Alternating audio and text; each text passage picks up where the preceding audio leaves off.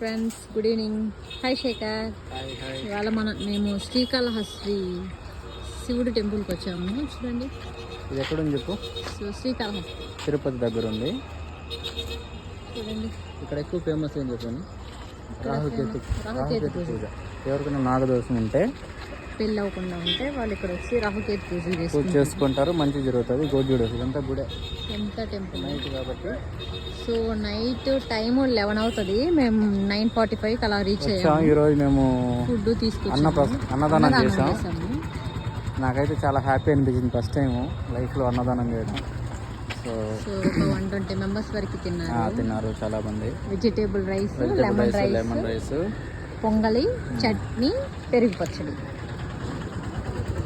So ఇలాంటివి ఇంకా ఎన్నో చేయాలని దేవుడిని కోరుకుంటున్నాను. దేవుడు మనకి ఇంకా మంచిగా ఇవ్వాలని కూడా కోరుకుంటున్నాను.